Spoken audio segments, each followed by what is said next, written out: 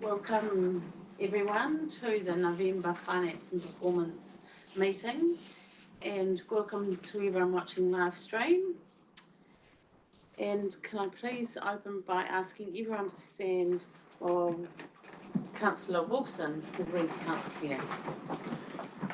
Thank you, Chair, and happy to read the prayer for today's meeting. Almighty God, as members of the Rangitikei District Council, we give thanks for all the good things of our district and the advantages we enjoy. We pray that you will give us wisdom and guidance as we conduct the affairs of this meeting. We pray for all our communities and the district we represent. Help us to be fair and honest in our discussions, and help us to work together in unity for the welfare of all your people. Amen. Amen.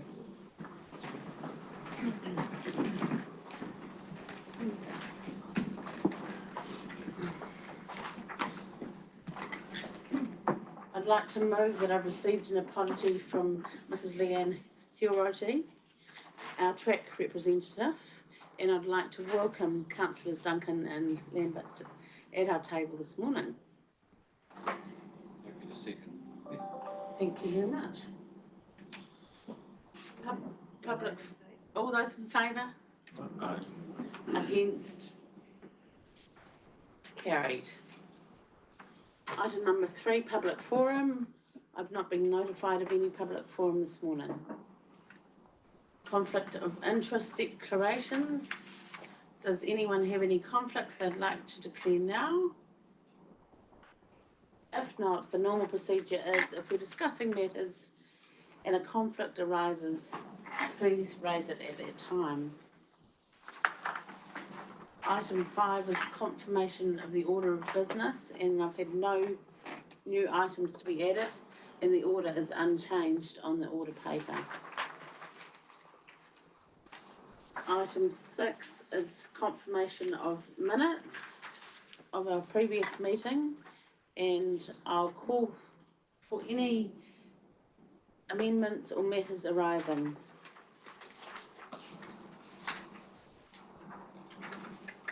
Page 6, 7, 8, 9. Was just wondering, we've got under 9.1. I wasn't sure what that word via Should be rating, yeah. rating for depreciation. If we could just amend that, sorry, please.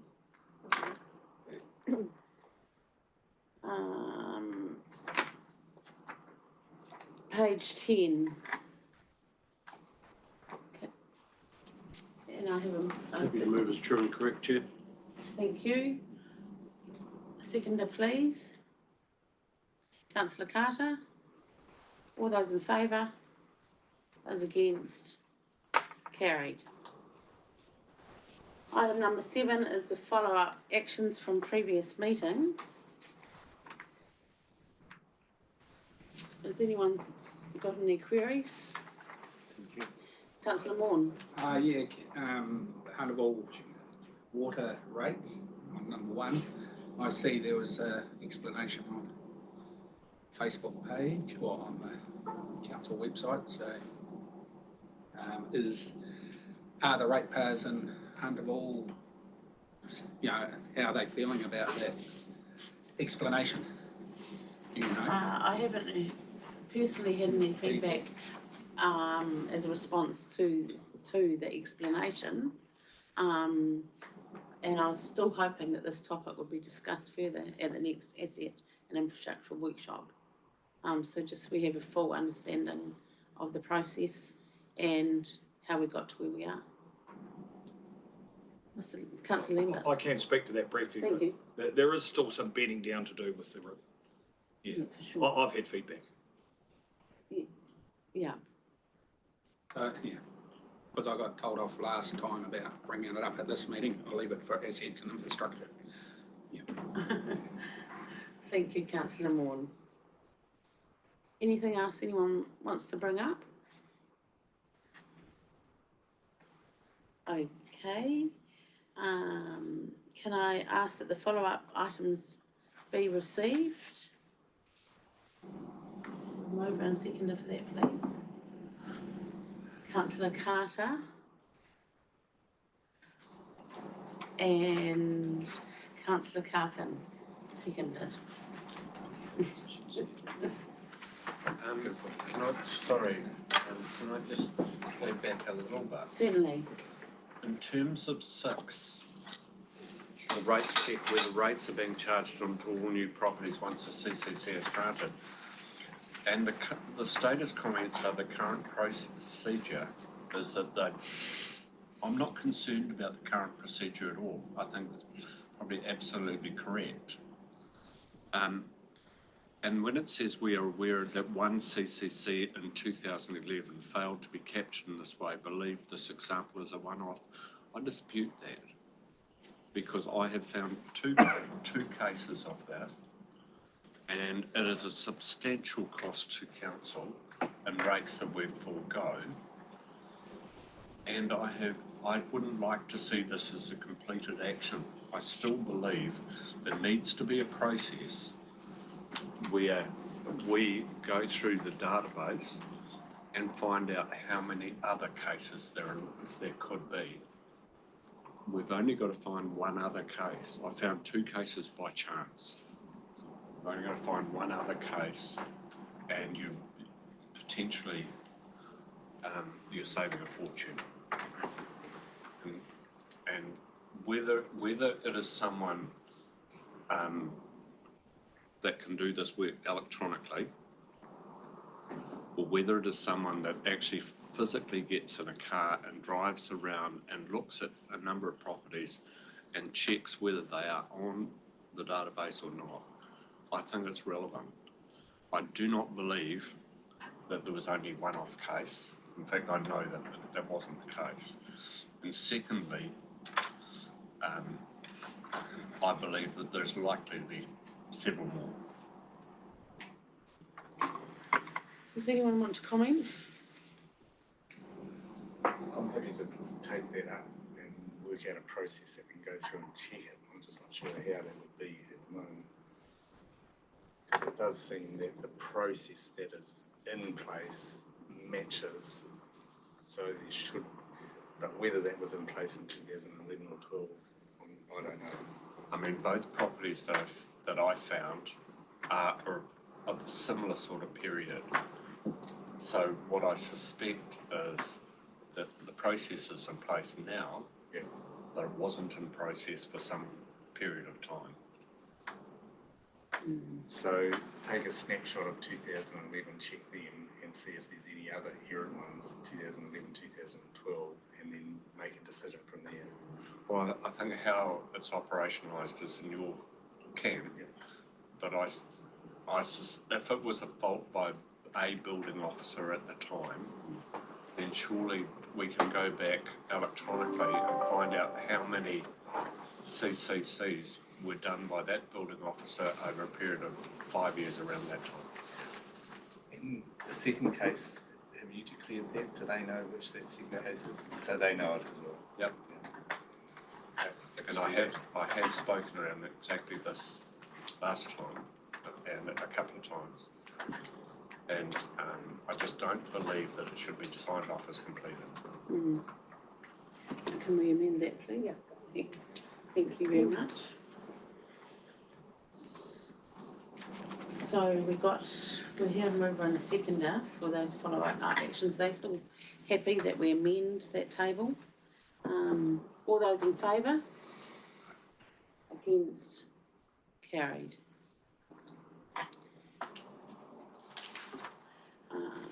Chair's report, have you got them in front of you? Oh, there's some more here. My apologies. It's on that tin can if you. Look, I'll show you, Jeff. It was only received this morning, so first of all, I'd just like to extend a huge thank you to all the staff involved with getting the annual report finalised at the end of last month. Getting that signed off would be the envy of many councils, and so I thank you. Now we're wrestling with the challenge of our LTB budgets, and like most businesses and households at the moment, the impact of the 3 I's inflation, interest and insurance are top of mind. Additionally, the 3-yearly revaluation of council assets has seen significant value increases. Unfortunately, this also means our depreciation cost has risen from 13 to 17 million, another uncontrollable cost. All these factors point to an unbalanced budget for the year. While these factors are impacting most councils, it's important to realise that due to the significant size of our roading network and our relatively small number of ratepayers, depreciation disproportionately affects our council. I welcome the new government, especially our new MP, Suze Redmayne, and hope there is recognition that the current way of funding local councils, predominantly via rates, is unsustainable going forward. With very limited expansion of services, 10% plus increases in rates year on year is unaffordable. In my opinion, being able to retain the GST on rates in the district would be a start.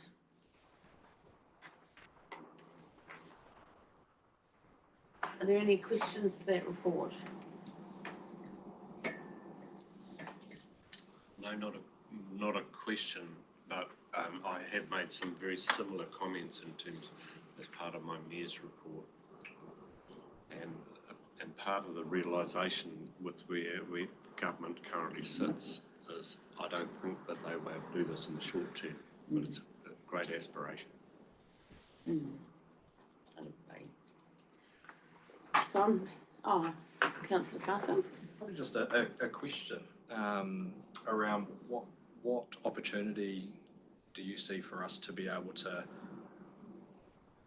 take a bit of leadership in this space? I think the Mayor's connections within local government see us really well fitted to influence, and that probably goes to a lot of the incoming MPs as well.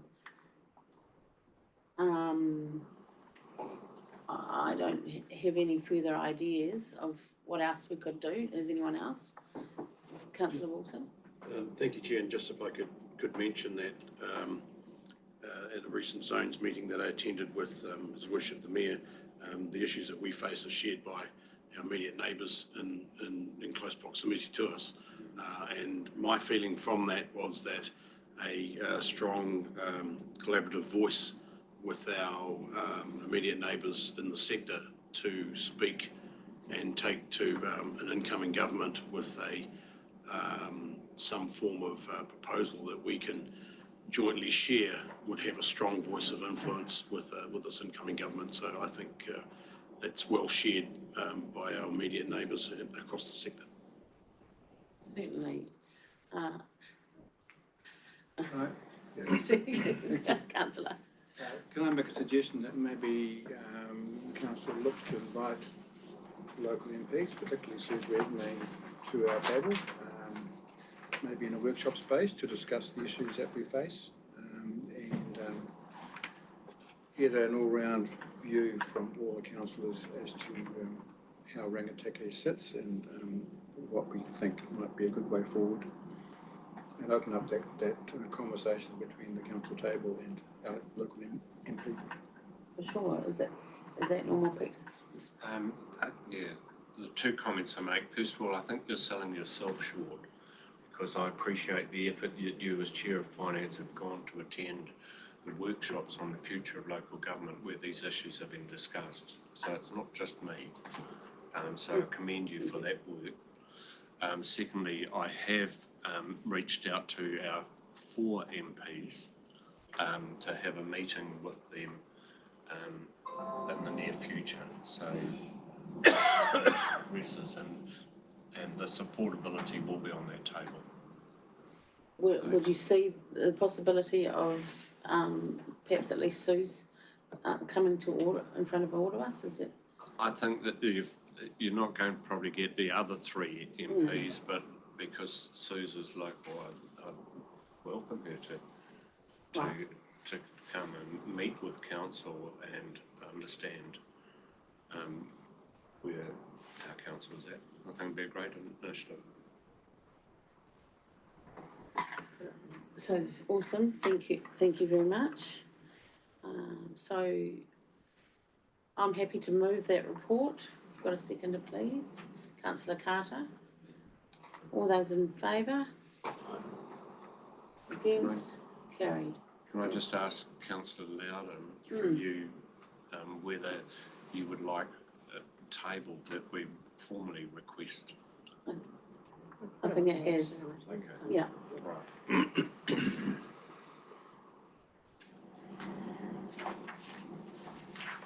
Item number 9, page 14, is reports for information. Can I ask which council officer would like to just take us through the report? I shall, if that's okay. Thank you. Thank you very much. There's not a whole lot of difference between the outcome of this report compared to previous months, 4 months into the financial year. Main issues on the cover report. Happy to take questions.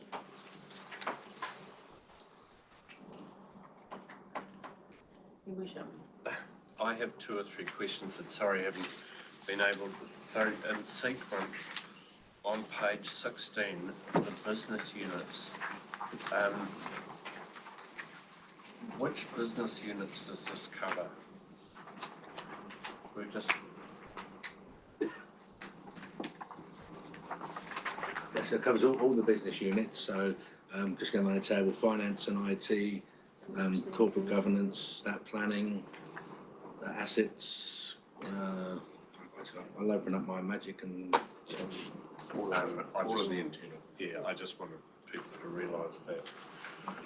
And on page 19, community wellbeing, where we've got personnel costs, and year-to-date actuals and year-to-date budgets are both zeros, and the variance is 0, and then we've got a percentage variance of minus 100%. That seemed to be an anomaly to me. Yeah, there might be, these figures are all in thousands, so I'm guessing, but maybe there's a $10 in, if there was a $10 in there as an actual, then that would be shown like that. Yeah, I suspected it was something like that. Yeah. On page 20, so this is the environmental and regulatory activity report. The total revenue of 730,000 is that received from consents, I presume. Just double check.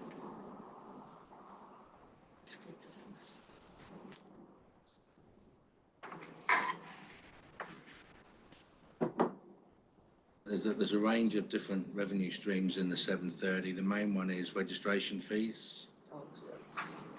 There's also consent fees are the main 2. Yeah, so the consent fees. So some of that consenting fee, that if somebody does a building consent or something, some of that goes directly back to government, doesn't it? And some of it's internal. So does that 730 also include the money that we have to pay government? I'll have to go and check. I don't know. Or is it just a question for the future, whether that is a net figure to our council? Yeah, I'll check it online and. Yeah, sorry, I should have. That's all there. Can I just Other than add, that, I'm happy. thank you, add to that. So I'd be interested in that process being outlined further. I didn't realise that we pass on some of those fees through to another body. Like the fire fees. Oh yeah, There's a number of those that fall into a building consent that we have to pass on. So just some elaboration of that would be awesome, please. Thank you, that's what I was looking for. Then I'm just interested with regards to other expenses, and we've got the vacant position around district planning and some savings as a result. So what happens to those savings? Are they, well, I just, the wording in my mind says, are they jam-jarred? Or how does it, so that money will not be obviously, there's obviously budgeted to go on that personnel. And that position is not filled. And so what? Just clarify that. Yeah. So for the district planning, this is the review of the district planning that Tiffany has talked to you about before. Right. So there's an allocation of funding there for her to use for supporting information for the work she's done. It hasn't been used at this stage, so it's not a vacancy. I It's see. just that we haven't commissioned any of that work yet. We've now actually just commissioned some of it, so you will see some of that coming off. Right. Yeah. So it's to support the district plan review that for urban growth that we're undertaking. The only way you could do that is try and calendarise it, but when they're engaged is when it's going to come in, which is why the timing difference is. For sure. So I presume there's other positions that are currently vacant. That I'm just querying. So that position's not filled.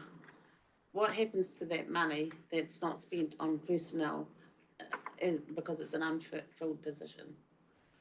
Okay, so some budgets are specific to a specific role, like the district planning model we were talking about. So in that case, the budget would be jam-jarred or quarantined for that purpose.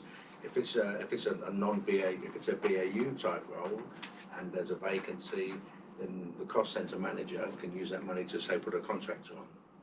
Right. So the personnel budgets and other expenses budgets, they are somewhat interchangeable.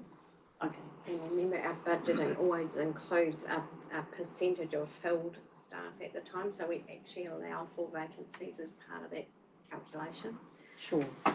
Okay, thank you. Any other questions? Councillor Duncan? Oh, Galen, would you like to add to the conversation? A clarification from the Mayor's question about the community wellbeing.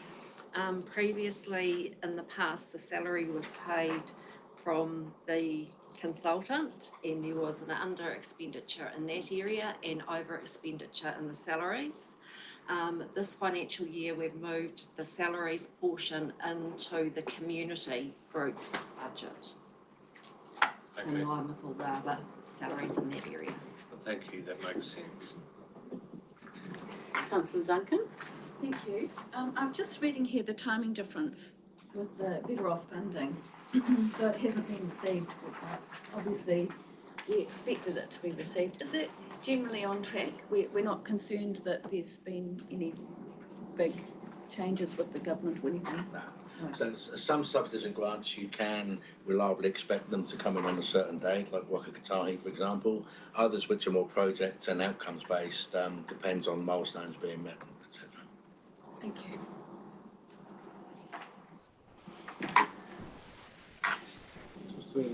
Yes, Councillor White-Low. Well, just on the other revenue, building consent fees, we're sort of $95,000 under the budgeted figure, and again down on the year before. What's the average sort of building consent fee for a new house? How many houses is that reflective of, for example? I'll take that on notice if I can. I don't How know. long's a piece of string? But So, you know, so just trying to work out, so what you're interested in is an average cost per consent for a house. So you're trying to work out how many houses have been consented. just an indication as to where the number of houses being built is going. So do you have a report on Yeah, that? sorry, that's actually later in our papers here, coming through from QV. I think it's probably the best measure of that. Councillor Wilson? Yeah, just to further that, a building consent fee doesn't necessarily mean a new building. Consent fees form into many, many different things. I'm talking about houses. Yeah, but that's that line in building consent fees encompasses all consents for all number of things that come into that one category. Councillor Carpin? I guess just further to that then, if we're 4 months in, the better part of 100,000 short of budget in this space, I'm surmising a little bit here that part of this will be as a result of the economic and downturn, what risk does 300,000 over a 12-month period pose to our budgets? So I think perhaps I can jump in there. Johan is looking at that in terms of fees and schedules and how that's paid and engagement of additional staff to bolster that when the building consents are coming in and dropping them off. So I know that he was concerned about that the other day, so we're talking about that and trying to manage it. So he's doing exactly the same thing as you are, trying to look at what does 12 months look like. Of course, when there's dips in that, it's nice to have staff at a level that are able to meet that demand every time, and it never happens, I can tell you. So it's a matter of the flexibility of bringing extra people on. But he is concerned this time because of the significance of the drop as to how that's managed, and that may be partly reflected in fees and charges to try and balance that. So he's trying to work his way through that as we speak.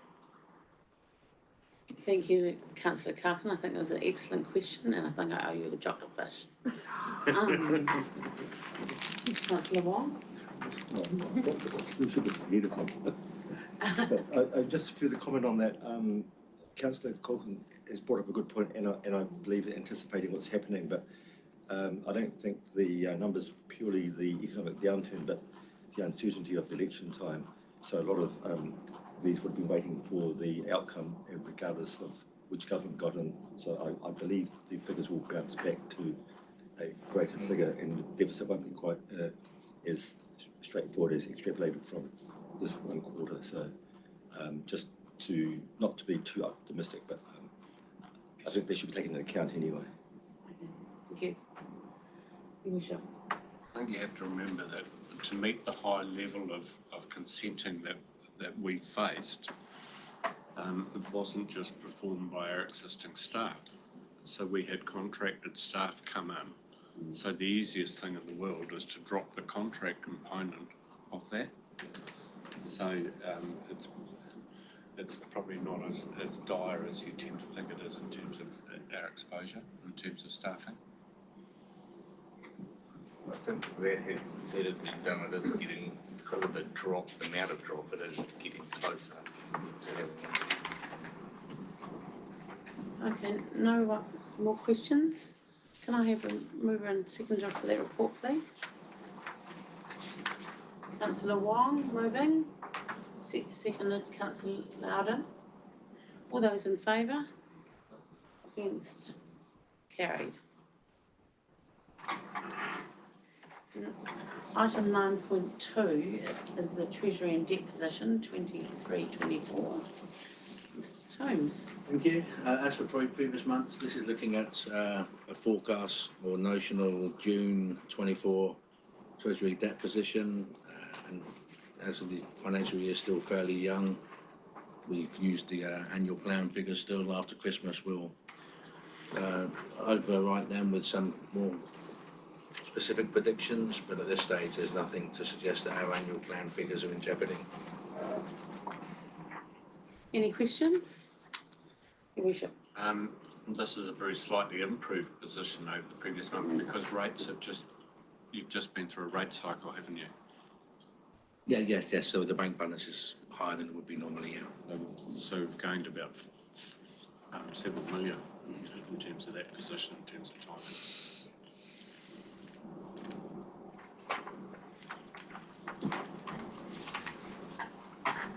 Can I please have no questions, then move that report be received, please? Seconder? Anyone? Councillor Wong? Seconded, Your Worship the Mayor. All those in favour? Against? Carried.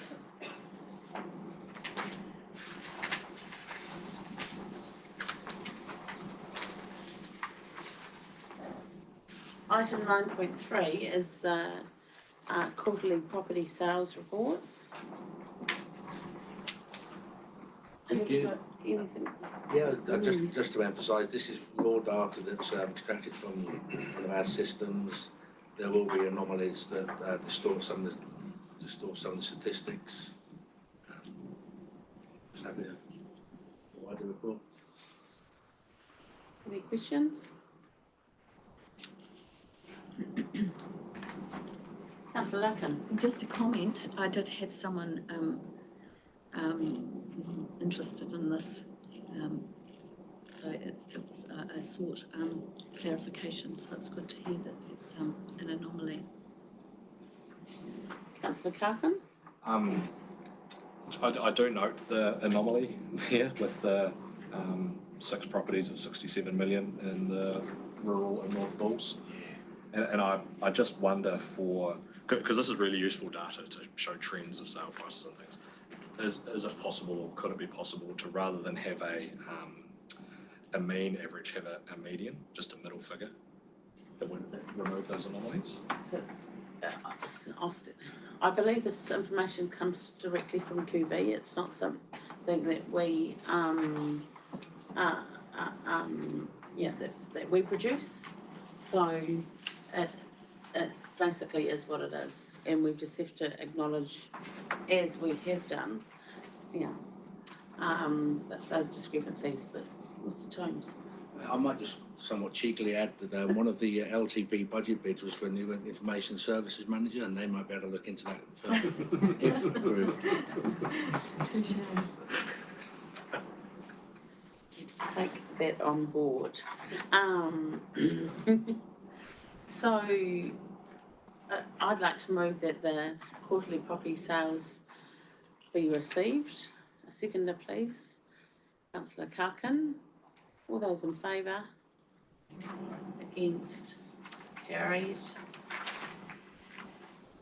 The QV report, item 9.4 on page 33. For Councillor Loudon's benefit, it's actually a very small print, but that's the number of building consents. Once again, it's not necessarily the new houses. It's all consents. But there is a measure there. Would you like to speak to this report? Yeah, thank you. Tomes? Just point out again, just to re-emphasise that this report isn't one that we put together. We sucked the data out of an external database. I think the most relevant figure there, or maybe most interesting, is the top figure of page 34, which the value of our rateable properties is now includes the recent valuations. So there's a significant increase to the previous month's figure, now sitting at 8 billion.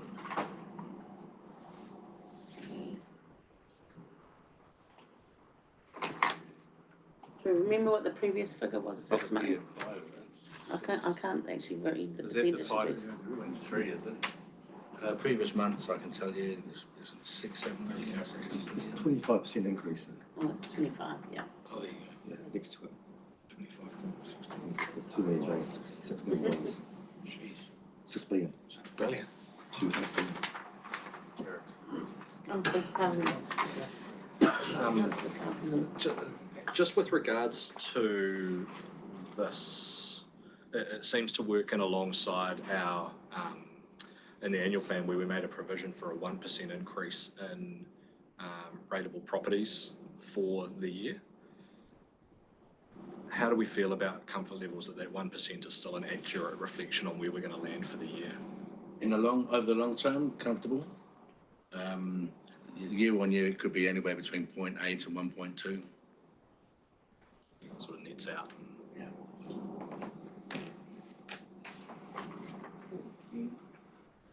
I think the LTP average we're using is 1.2, but not every year is going to be 1.2 yet.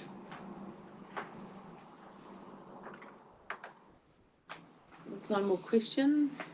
Then I'll move that the QV report be received. Councillor Carter seconding. All those in favour?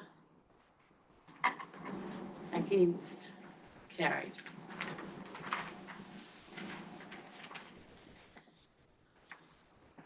Item 9.5, public feedback and performance report.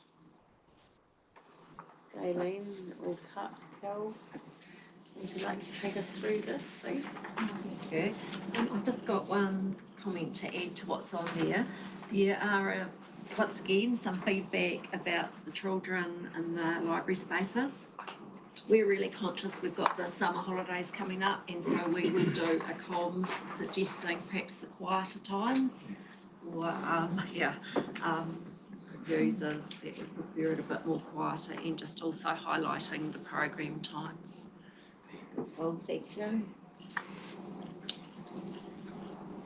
Councillor Wilson? Yeah, just noting the significant number of responses there under Marton Library. I believe that's, without me referencing back, that's a significant amount more than we normally receive, is it not? At number 285? Can answer that. I think if you remember, I think it was last month, we swapped over the devices from here. The one that we had outside in the customer service area was the bigger machine, bigger device, and you could input further comment on it. We've put that now down at the library in a prominent place, and we've got the smaller device here just to swap them around, so that would have driven higher increase in engagement on that device down there. So it is actually engagement, not the fact that it's gone from one site to another. So that we are seeing that level of response as a percentage, which means there's a high engagement being of users now at the library. Do you think that equals more users at the library or more people just engaging with the system? It also covered the school holidays in October, so we did have a lot more programs on during that time as well. Cool, thank you. Richard? Yeah, I just wonder whether we read too much into the negative comments about kids making noise. Kids are kids, and they should be, you know, if they go into a library and they're having fun and enjoying it, they will make a little bit of noise, and I think that's not a bad thing. You know, and there may well be people that are staunch to say, I want total silence to read my book or whatever. But I actually like seeing kids having fun and feeling as though this library is part of that process. I just wonder if we're overreacting a little bit here. And my comment around that would also be, I think there's so much value in different age groups enjoying a space together. So, you know, I guess that becomes a two-way compromise. I think that's what Galen, through you, I think that what Galen's trying to say is if you're not happy with hearing the kids, here's the times that's going to happen. Go in times that aren't. Won't suit everybody because they'll have their set times, but that's trying to accept that having kids enjoy themselves is actually a good thing. And trying to indicate times that they're not there. Yes, yeah, and particularly in Taihape, I mean, our public space is about the size of this room, so at the moment it is just letting users know when perhaps a good time is to come in if they would prefer it a bit quieter. Thank you. Councillor Loudon. Just further to Dave's comment, Galen, are there any, do you keep stats on numbers that actually attending the library? How do you gauge usage? No, we don't. We have stats on usage of like Wi-Fi, issuing books, those types of stats, but not just people coming in and using the space. Councillor Carter? I wonder whether it's just the Marton people are a bit precious about noise, because in Te Māpi we've actually got an area below the library where they're encouraging kids to play basketball and whatnot, using it as a gym during the school holidays. So 6.5 dozen the other, as far as I'm concerned. Councillor Morton. I know we're going to send this Huntable water thing to assets and infrastructure and have a workshop on it. There's a complaint in here, I see that it's been replied to, awaiting a detailed explanation before responding again. Surely, if we're rating people, we should have an explanation straight away while we're rating them at a certain level. I just can't work out why it's taken us so long to get a straight answer about this rating and Huntable water thing, and I think it slipped through when we did our annual fees stuff. That's my understanding. Yeah. And, So I just think if we're rating people, we should be able to go, this is the reason these rates have gone up. And I don't think we need to workshop it, to be quite honest. It should be able to be explained fairly. Oh, for sure, but this is, well, an extraordinary increase. Someone's saying here 33%, I actually thought it was 50% increase. Yeah. So, that's what I want to understand, Yeah, but because I even our don't, I still staff- won't. Oh, sorry. Yeah. Even our customer experience team are waiting for an explanation before responding again. Thank you, Ms. Sorry, Gordon. if I can just clarify, so this came in on the 23rd of October. That first comment would have been the first time that they actually responded to them. And perhaps I should have picked this up, a further detailed response along the lines of what was on the website went out to them as soon as we got that signed off. So they've had their detailed explanation directly to them. As anyone who did a RFS or contacted us directly, we've sent that information direct to them as soon as it was all signed off by everybody that it needed to be, so that when we understood the issue, we worked out what it was, put an apology in there, and also offering if it is causing hardship, that we got a mechanism if they need to take that up for payment. So that we could have actually updated that one to say that they had been further responded to. Thank you. Thank you, councillor Wilson. Just to Councillor Morton, I think there's the issue of how the rating increase came about is not what's going to the workshop.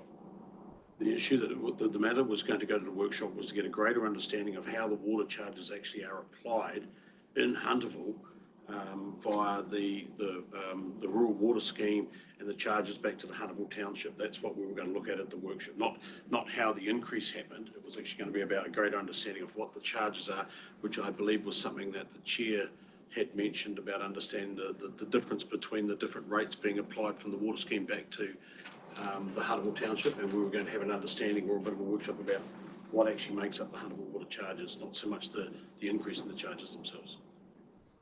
That's my understanding of what's coming back to the assets. Yeah, totally, but it's caught us all by surprise, Sure. this increase, you know, and it's been hidden in there somewhere, and I guess we've got to work out. Yeah. What I'm saying is we need to understand what actually makes up these charges. But I don't know that hidden in there is probably the right words. We're lost. I'd probably say that what should have happened is we highlighted it to you more, that it wasn't that it was hidden, it was in the rates resolution and in the annual plan. We should have highlighted or understood the impact it was going to have on the rural water scheme users and highlighted that to councillors, and we've taken that on board, so that will happen in the future if there's an increase like that again in any of those fees. Yeah, so if in effect, what came to us was the increase was from 4 to 6%. Sorry, $4 to $6, and we didn't see that as being significant. However, when that's related across water usage, it becomes very significant. Yeah. Councillor Carpin? Just in regards to the feedback that was received 24th of October around the Tutanui Reservoir and doggy bins, I feel like that's a really constructive suggestion that went to the Parks team. Do we ever have any feedback from the Parks team on that and where that's landed? Yes, I do, through you, Madam Chair, if I may. We actually discussed that in quite a bit of detail, also with the volunteer group that is up there doing a lot of work. We discussed it with them yesterday, and we all agreed that the best way to deal with it right now is carry in, carry out. It's the responsibility of all the dog owners to remove the waste that's produced by those dogs. We try to avoid the bins up there because once you have a bin and it's out of sight, people will dump all kinds of stuff in there. So at the moment, we leave the responsibility with the dog owners. Councillor Wilson? I would tend to agree with that assumption of the situation, but let's get some comms out about it, and let's just say, hey, come on, people, you know, carry in, carry out. Let's keep this special place special for everybody, and do your bit. Let's get some comms around it, so we can just highlight it on an educational basis to people, and it's just not acceptable. Action that is. I don't know if there's any signs out there that say that, and if there's not, maybe that's a pretty good place to start, is to get something out there that says, you know, it's just not called for. Your worship, did you have something you wanted to bring up? Yeah, just with regards to Te Matapihi, the report paints a beautiful story, but the toilets are part of Te Matapihi, and we have issues there in terms of people literally setting up camp as their place of residence late at night. And there's nothing in there in the report that highlights that this is an issue that we need to deal with and probably need to find a solution for. I came back fairly late through Bulls and I thought I'd just call in there and see whether somebody was literally sleeping on site. There wasn't, but there's about, my guess is 15, 16 truck and trailer units parked around. It has a high demand, but I was also, just as a side to that, concerned that one truck and trailer unit had driven into where the car parks area is and had camped there for the night. And if we're excluding truck and trailers from the bus area because of damage to the asphalt, the damage to the asphalt in that car park area, but with them either screwing around in a tight circle at the end, because it's not a drive-in, drive-out, they will wreck it very, very quickly if we allow them to do that. So there should be a restriction on that. But we also should note that we have an issue that sits with the Chief Executive or Council to resolve around how the toilets are used late at night. And invite comment. So I can just inform that item is coming to this afternoon's meeting as an item, trying to address that. That's the homelessness. The one about the truck, I'm surprised that they can actually get into that car park, but presumably we should be excluding them from there as well. Yeah, through you. Madam Chair, the problem obviously is the enforcement of it is always the problem. We can put signs up and all kinds of stuff, but if they're going to dive in, who's going to enforce them? It's always the challenging bit. Get a camera. I've got a reasonable background in trucking. If you put a truck and trailer unit near Leyden and they drive in and spin round at the end, they will rip that seal up very, very quickly. Councillor Carpenters? Just, I guess, it's a thought without anything more than to be a thought provoker. With regards to the enforcement, I understand that the trickiness around being able to stop someone from doing it, but there could be deterrents around things like gates, locked gates and things like that through certain times of the night where there's not a lot of people around. Is that something that we would entertain or explore? Explore anything. I just think that making it difficult to get in with a truck and trailer unit is probably the best way of excluding them. But I just can't conceive of a truck and trailer unit getting in there. I didn't take a photograph of it, but believe me, it was there. I believe you. Councillor Wilson? Just looking to move on from that one, as has been indicated, there's a report on that in this afternoon's council meeting, if I could. There's the issue there, just with regards to Ingle Walkway. Thank you, that was on my list. And the reason that I'm raising this is because I have had some contact directly with the Parks and Reserves team and also the roading team in my capacity as Chair of Assets. I went to the Parks team and they informed me that it was a matter that was being dealt with the roading team, as it was a matter relating to the storm event that we had and therefore was under that side of things. But the indications had been given to me that it would be operational by the end of this month. I did point out that it's a highly used walkway that does form part of the walking circuits around the town. Besides the fact that I live on the street, there has been no action there. So I fail to see how that's going to be up and running and resolved between now and effectively tomorrow morning. So I'm wondering, is this fallen off the radar somewhere, or which department does it actually sit in? Because we are talking 7 or 8 months ago now that we had that weather event. And I just wonder, is there anything that can be fed back to the community or to councillors regarding that? Thank you. Madam Chair, if I may, it is definitely with the roading guys, I know that. I'll just follow up and see where it is. Take that as an action. It would be a priority challenge, obviously, if it is with him, as to competing with all the other storm damage, but I'll follow up and I'll let you know. I guess if we could, the point that I'm making, if it's been indicated to me that it's going to happen at the end of November, and it's now, the reality of it is, sorry, we have significantly other works that we need to do, and it's going to remain closed through the summer months, well then let's front foot that and let people know that, because we all know that in the absence of facts there is speculation, and speculation is often incorrect. So just seeing if we could get that out somehow to find out exactly what's going on. Thank you. So, and just to clarify the process then, so I assume this person hasn't had a response at all yet. They will have had the acknowledgement, and it's whether anyone from Parks has then gone on to respond as well. Or Roden. So, Sorry, Roden as well. given that it's come here and we've discussed it, can we make sure this person does get the answer? Yes, if Whatever they've it might be. provided details, yes. Okay, right, thank you, Some of them don't. for sure. Councillor Loudon. Just signage, are all signs having to be consented? There's an issue here with a complaint about signs in Hunterville. What's the basics around signage? Do all signs need to be consented? What's the story? My understanding is not all signs are consented, but I think this one is the advertising of junk and disorderly, the actual shop. So it's not junk and disorderly signs, which is an issue in there as well. So it's actually advertising for a shop. So I don't know whether anybody's actually had a look at that from that perspective or not.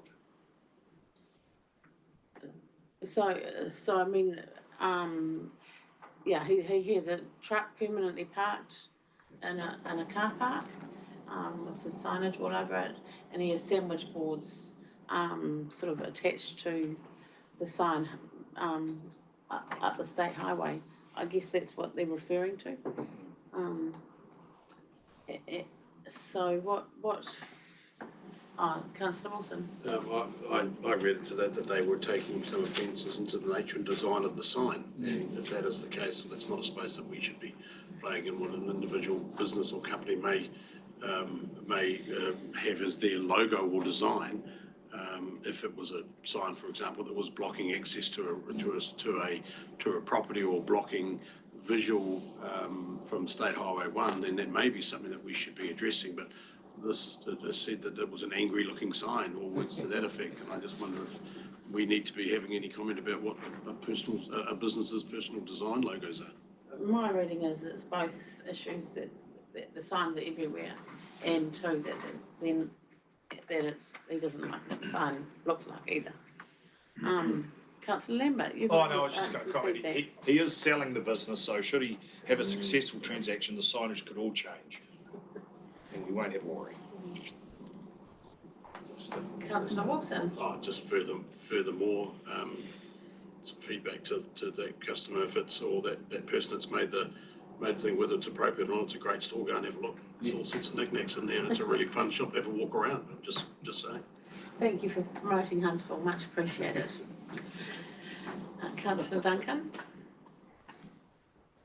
I just thought it was actually quite a good point, though, that if every shop had 6 signs and a truck parked on the State Highway 1, it would be very, very messy. So I wondered if there were some indications as to how many signs one shop could have. No? Well, there will be restrictions, but I'm just not sure for that one, so we can check it out. But again, you're generally getting people that like to advertise, and you know, it comes to a stage where it does attract complaints, and the people will have to act. It's not something that's usually actively followed up until it gets to this stage. So whether it's this stage now, but we'll take that back on board and have a look. Councillor Kalkin. Just sort of moving on to the communications report side of this overall. Can I just say a big congratulations to the comms team for the way the social media's been handling situations over the last couple of months. noticed a real positive feedback from people in the community, handling some really tricky situations with a bit of humour, and I would say overall success has been noticed and noted. So well done to that team. Awesome. Your worship. Just in terms of Councillor Lambert's comment around the selling of a business, if a business is up for sale, then you should actually deal with it now, because the expectation of a new purchaser is that it is an approved process. So I've seen other incidences where things have been accepted and business has been sold, and then it's very, very difficult to try and control it after that. So, being on State Highway 1, is it in our realm? And I believe one of the way around the rules is if you can have your sign on a trailer or it's movable, then it's allowable. So, yeah, I'm not exact. We're going to follow up on it, and I think we can leave it at that. I think there's a time limit within State Highway 1 as to what signage you're allowed. It's not only size and colour and distraction, but that's largely the open road. But I think there is also a time limit over temporary signage. The chairman's 100% right. We're not going to be able to do nothing about the truck that's signed, which is a major one. And the one on the trailer does move, you know, and so it's a matter of going up there and following it up if that's what has to be done, but it's not an easy one. So I think we can move on. I just thank you for the communications report. Just my feedback is when I see those numbers, it doesn't actually mean a lot to me because I can't see any trends or so that's my feedback. Thank you. I absolutely appreciate what Councillor Karkin had to say, but in terms of the actual reporting back to us, I don't know if those numbers are good or bad. Yeah. I'll just make a comment. I think Rhonda has been providing this for a couple of months. She did ask for feedback, so I'm happy to provide that as one of the feedbacks that from this committee now, but also what we are doing, working with Leah to combine this into one report so that it has graphics through it as well. We just didn't have time for this agenda, so there may be trends and things that we can actually include for next year's report. Oh, that's exciting. Thank you very much.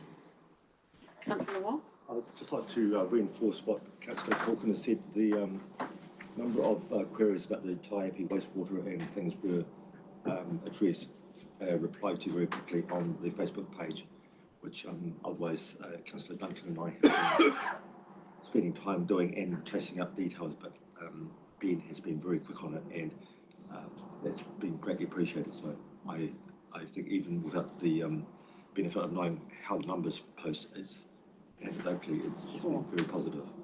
Yeah. Thank you. Councillor Lau. Well, maybe some graphics similar to the library space responses, just whether people like it or not. I have had feedback that haven't quite liked the Facebook page, and so there are people out there that aren't quite sure about some of the responses being made. I concur with that. Interestingly, my children struggle with it, but that's fine. Fine line. Okay, so can I please have a mover and a seconder to receive the public feedback and performance report for October? Thank you, Councillor Karkin. Seconded, Councillor Wong. All those in favour? Aye. Against? Carried. And that is the closing of our meeting at 10:30. However, I do have possibly good news. We were expected to meet again in a fortnight's time, and we've decided we're going to cancel our next meeting. Because we've got the annual report. Just go. As thanks to all the staff's good work, we've got the annual report nailed, so, let's celebrate in December. Thank you. I would like to support you. No, now.